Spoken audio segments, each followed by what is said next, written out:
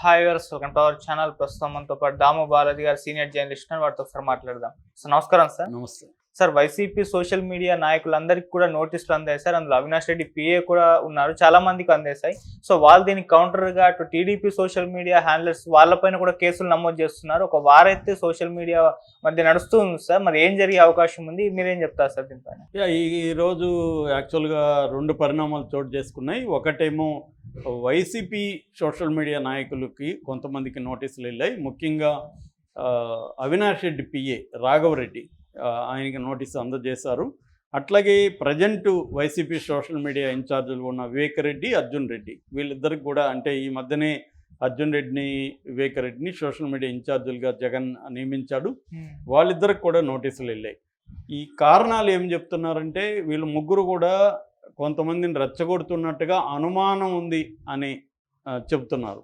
అంటే క్లియర్గా YCP social మీడియాని కంప్లీట్గా నాశనం చేయాలి, కంప్లీట్గా దెబ్బ కొట్టాలి, ఇదే ఊపులో వైసీపీ సోషల్ మీడియాని దెబ్బ కొట్టాలి అనేది స్ట్రాటజీ తెలుగుదేశంలో కనిపిస్తుంది. అయితే ఈ రాఘవరెడ్డికి కొత్తగా ఈరోజు నోటీసులు ఇవ్వడం కాదు, గత కొంతకాలంగా రాఘవరెడ్డిని అరెస్ట్ చేయడానికి వాళ్ళ ఇంటికి కూడా వెళ్ళడం, అవినాష్ రెడ్డి కూడా దీనికి వ్యతిరేకంగా మాట్లాడడం, ఇవన్నీ కూడా మనం చూసాం. అయితే ఇప్పుడు అవినాష్ రెడ్డి కూడా బయటకు వచ్చి రాఘవరెడ్డిని ఇలా చేస్తున్నారు, కావాలనే చేస్తున్నారు, ఆయన ఏ తప్పు చేయలేదు, ఆయన పెట్టిన ఏమన్నా పోస్టులు ఉన్నాయా చూపించండి, అవన్నీ కూడా అడుగుతున్నారు. కానీ వాళ్ళు అనుమానితం అనుమానం అంటే ఎవరినైనా అనుమానించవచ్చు కదా, దానిదేముంది. ఇప్పుడు ఎవరినైనా వచ్చి నీ మీద నాకు కోపం ఉంటే నువ్వు అనుమానితుడు అనేసి పెట్టేయచ్చు. సో అలాగా వీళ్ళు చేస్తున్నారు. అంటే చట్టంలో ఉండే లొసుగులను ఉపయోగించుకొని తెలుగుదేశం కూటమి వైసీపీ నాయకుల్ని, వైసీపీలో ఉండే యాక్టివ్గా సోషల్ మీడియా యాక్టివిస్టుల్ని ఎలా చేస్తున్నారని వైసీపీ వాళ్ళు ఆరోపిస్తున్నారు. వైసీపీ వాళ్ళు ఏం చేస్తున్నారు, రివర్స్లో వాళ్ళు కూడా అటాక్ మొదలుపెట్టారు. కొంత తెలుగుదేశం సోషల్ మీడియాలో ఏ పోస్టులు వైసీపీ వాళ్ళకి వ్యక్తిగతంగా నాయకులకు సంబంధించిన పోస్టులు ఏవైతే ఉన్నాయో వాటినన్నిటిని గుర్తించి వాళ్ళ మీద కేసులు పెడుతున్నారు. కానీ వాళ్ళ మీద కేసులు పెడితే ప్రభుత్వం చర్యలు తీసుకోవట్లేదు, పోలీసులు దాన్ని సైడ్ చేస్తున్నారు. అందుకని ఇప్పుడు వీళ్ళు కూడా ప్రైవేట్ కేసులు కోర్టులకు వెళ్ళే ప్లాన్లో కూడా వైసీపీ ఉన్నట్టు కనబడుతుంది. అదొకటి. రెండవది, ముందస్తు బెయిల్ కోసం రాఘవరెడ్డి ఆల్రెడీ పిటిషన్ వేసుకున్నాడు హైకోర్టులో, నన్ను అరెస్ట్ చేసే అవకాశాలు ఉన్నాయని. అయితే కోర్టు మండేకి దాన్ని పోస్ట్పోన్ చేసింది విచారణ. అందువల్ల ఈ లోపల అరెస్ట్ చేయకుండా అతను అజ్ఞాతంలోకి వెళ్ళిపోయాడు. అంటే వైసీపీ చంద్రబాబు ఏంటంటే వైసీపీకి ఒక పెద్ద టాస్క్ ఇచ్చాడు. అదేంటంటే నేను కనబడిన వాళ్ళంతా అరెస్ట్ చేస్తా, మీరు ఎలా కాపాడుకుంటారో కాపాడుకోండి అన్నట్టుగా. ఇప్పుడు జగన్కి ఏమిందంటే ఒకటి తన వాళ్ళని కాపాడుకోవాలి, ఎవరెవరిని అరెస్టులు చేస్తారో తెలియని పరిస్థితి ఏర్పడింది. అందుకని జగన్ కొన్ని నిర్ణయాలు తీసుకున్నట్టుగా మనకు కనబడుతుంది. ఒకటి, జగన్ ఏమన్నాడంటే ఈ వ్యక్తుల పేరుతో ఎవరు పోస్టులు పెట్టకండి, వైసీపీ పేరుతోనే పార్టీ అఫీషియల్స్ హ్యాండిల్లో నుంచే పెట్టండి, ఏదైనా కేసులు వస్తే నా మీద వస్తాయి కాబట్టి నేను చూసుకుంటా. ఒకటి. రెండవది, ఎక్కడికక్కడ అక్కడున్న లోకల్ నాయకులతో 13 ఉమ్మడి జిల్లాల్లో కొంత టీములను ఏర్పాటు చేసి టాస్క్ ఫోర్స్ పెట్టడం, జిల్లాల వారీగా, ఉమ్మడి జిల్లాల వారీగా టాస్క్ ఫోర్సు, కేంద్రం సెంట్రల్ స్థాయిలో టాస్క్ ఫోర్స్ పెట్టి వీళ్ళు కాంటాక్ట్లో ఉంటారు, వీళ్ళ నెంబర్స్ ఉంటాయి, వీళ్ళకి మీరు ఎవరైనా ఇమీడియట్గా ఫోన్ చేస్తే వాళ్ళు ఇమీడియట్గా లోకల్గా ఇమీడియట్గా పోలీస్ స్టేషన్కి వచ్చేస్తారు, వాళ్ళు పోలీసులతో మాట్లాడతారు అనేది ఒకటి. మూడవది, సెంట్రల్ కమాండ్ కంట్రోల్ ఏర్పాటు చేయాలి. తాడేపల్లిలో సెంట్రల్ కమాండ్ కంట్రోల్ ఏర్పాటు చేసి 24/7 ఆ ఫోన్ నెంబర్లు పనిచేస్తుంటే ఆ ఫోన్ నెంబర్లని జగన్ కూడా మొన్న ప్రదర్శించాడు. అందరూ ఆ ఫోన్ నెంబర్ నోట్ చేసుకోండి, వాళ్ళ ఇళ్లలో వాళ్ళకి ఇవ్వండి, ఎవరికైనా డౌట్ ఉంటే. 24/7 అర్ధరాత్రి ఫోన్ చేసినా కూడా మీకు ఇమీడియట్గా ఇది అవుతుంది. లీగల్ సెల్ని ఫామ్ చేశారు, ఎక్కడికక్కడ ఇది చేయాలి. దీనికి తెలుగుదేశం కౌంటర్గా ఏం చేస్తుంది, లీగల్గా అరెస్టులు చేయరు వాళ్ళు. సడన్గా వచ్చి పోలీసులు అర్లీ మార్నింగ్ 2కో 3కో వచ్చి తలుపులు తట్టి లేదా తలుపులు బద్దలు కొట్టి ఎత్తుకెళ్ళిపోతారు. అంటే మఫ్టీలో వస్తారు, వాళ్ళు పోలీసులా ఇంకెవరో తెలియదు, ఎత్తుకుపోతారు. ఇది ఎప్పటి నుంచో ఉండే వ్యవహారం. మేము నక్సలైట్ పార్టీలో ఉన్నప్పుడు మమ్మల్ని అంతా ఎత్తుకుపోయింది, అలాగే ఎత్తుకుపోయేవాళ్ళు. వాళ్ళు పోలీసులు అన్ని చూసేవాళ్ళకి తెలియదు, ఎవడో సడన్గా వస్తారు, పట్టుకొని వెహికల్లో వేసుకొని వెళ్ళిపోతారు. చూసేవాళ్ళకి ఏముండే, ఎవడో ఒకడు వచ్చి 4 వచ్చారు, ఒకరిని పట్టుకుపోయారు, పోలీసులు అని తెలియదు కదా. అందుకని మేము అరిసేవాళ్ళం, బాబు వీళ్ళు పోలీసులు, మేము నక్సలైట్లు అని గట్టిగా అరిస్తే కానీ జనాలకు తెలియదు. అరవనేయకుండా వాళ్ళు నోరు మూసుకునేవాళ్ళు. ఈ ప్రక్రియ ఎప్పటి నుంచో జరుగుతుంది. ఇది ఏ ప్రభుత్వంలో జరుగుతుంది. జగన్ కూడా ఇదే పని చేసేవాడు కదా. అర్ధరాత్రి వెళ్ళి చాలా మంది మీద పోలీసులు దాడులు చేసి పట్టుకొచ్చారు కదా జగన్ పీరియడ్లో. పెద్ద పెద్ద నాయకులు, అచ్చెన్నాయుడు లాంటి వాళ్ళని, బండారు సత్యనారాయణ లాంటి వాళ్ళని, వీళ్ళందరినీ ఇదే పనులు కదా జగన్ చేసింది. ఇప్పుడు జగన్కి అదే పని జరుగుతుంది. అంటే వాళ్ళకప్పుడు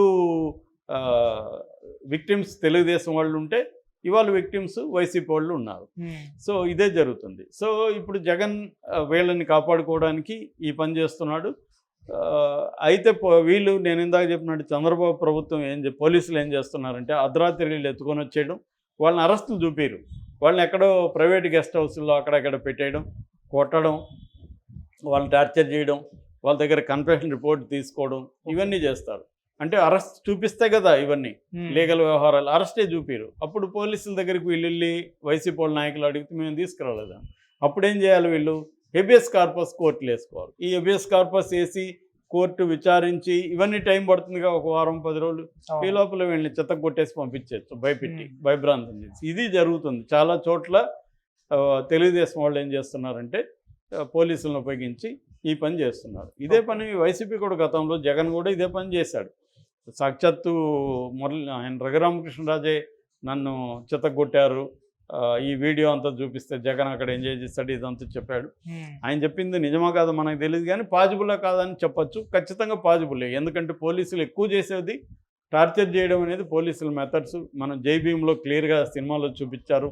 అది కూడా జస్టిస్ చంద్రు బయోగ్రఫీ ఆధారంగా తీసింది. అది కూడా రియల్ స్టోరీని. ఎందుకంటే పోలీసులు కొట్టేది ఎవరిని, బలహీన సెక్షన్లు ఎక్కువ కొడతారు, బలమైన వాళ్ళని కొట్టరు. ఇప్పుడు సజ్జల భార్గవ రెడ్డిని కొడతారా అలాగంటే డౌటే పోలీసులు. ఎందుకంటే పోలీసులకు కూడా భయం ఉంటుంది, రేపొద్దున వీళ్ళు అధికారంలోకి వస్తారేమో అని. కాబట్టి పేదలు మామూలు వాళ్ళని ఎక్కువగా పోలీసులు చిత్రహింసలు పెడతారు, వాళ్ళకి బలం ఉండదు. కాబట్టి జగన్ని తీసుకుపోయి కొట్టగలరా వీళ్ళు?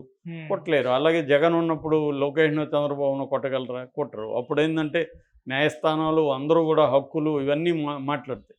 మామూలు పేద ప్రజల్ని కొట్టినా చంపేసినా మాట్లాడరు. గతంలో చంద్రబాబు ప్రభుత్వం అయినా, ఆ తర్వాత జగన్ ప్రభుత్వం అయినా అనేక మంది భయంకరంగా లాకప్ డెత్తులు జరిగాయి. ఇక్కడ కూడా రేవంత్ రెడ్డి పీరియడ్లో కూడా లాకప్ డెత్తులు జరిగాయి. మనం కూడా 2-3 మాట్లాడుకున్నాం. ఇది పోలీస్ వైలెన్స్ అనేది బలంగానే ఉంటుంది ఎక్కడ చూసినా. అది రాజకీయ ఒత్తిడి వల్లే పోలీసులు కూడా ఎక్కువ చేస్తారు. మామూలుగా పోలీసులు కనబడిన ఉన్నంత కొట్టాలనో చంపాలని అనుకోరు, వాళ్ళు ప్రెజర్ ఉండదు. జేబీఎంలో కూడా ఈ పాయింట్ బలంగా చూపించారు. రాజకీయ నాయకుల ప్రెజర్ ఉండడం వల్ల ఆ ఒత్తిడిని తట్టుకోవడానికి వీళ్ళేం చేస్తారు, వాళ్ళ మీద ఉపయోగిస్తారు. అందుకని జైళ్ళల్లో కానీ పోలీస్ స్టేషన్లో పేదలు, ముఖ్యంగా దళితులు, బీసీలు, ఎస్టీలు, వీళ్ళ పాపులేషన్ ఎక్కువ ఉంటుంది. ఫర్ ఎగ్జాంపుల్ మనకు ఆదివాసీలు మొత్తం పాపులేషన్లో 8% ఉంటే జైళ్ళల్లో ఖైదీలలో 20% ఆదివాసీలే ఉంటారు.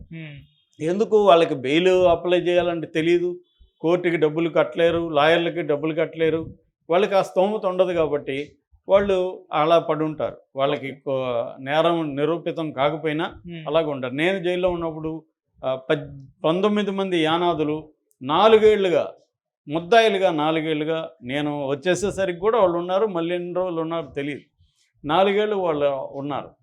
అంటే అర్థం ఏంటి? వాళ్ళు నేరం చేయలేదు, నేరం చేశారో లేదో ప్రూవ్ కాలేదు, ఓన్లీ నేరం చేశారని ఆరోపించబడిన వ్యక్తులు.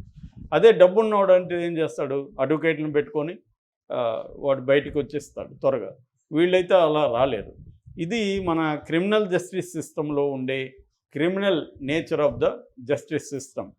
సో అలాగా ఇప్పుడు వైసీపీలో కూడా సఫర్ అవుతుండేది ఎవరు? మామూలు పేదలు. కొంత డబ్బు ఉండేవాళ్ళు, కొంత పరపతి ఉండేవాళ్ళు మేనేజ్ చేసుకుంటారు. సజ్జల భార్గవ రెడ్డి లాంటి వాళ్ళు, వాళ్ళకి అన్నీ ఉంటాయి. కాబట్టి ఇక్కడ కూడా మళ్ళీ సఫర్ అయ్యేది సామాన్య ప్రజలే. అంటే ఇది ఒక వార్ లాగా జరుగుతుంది ఇద్దరి మధ్య. ఈ వార్లో ప్రజెంట్ అయితే అధికారంలో ఎవరు ఉంటే వాళ్ళే సక్సెస్ అవుతారు ఎప్పుడైనా. అయితే అంతిమంగా ప్రజల్లో కూడా బ్యాడ్ నేమ్ వచ్చే స్థాయికి ఇది వెళ్తుందా? చంద్రబాబు అంతవరకు అలో చేస్తాడా? పవన్ కళ్యాణ్ అంతటి వరకు ప్రెజర్, ఎందుకంటే పవన్ కళ్యాణ్ ప్రెజర్ వల్లే ఇది జరుగుతుందని ఇప్పుడు అంతా నమ్ముతున్నారు. సో కాబట్టి మరి ఎక్కడి వరకు ఇది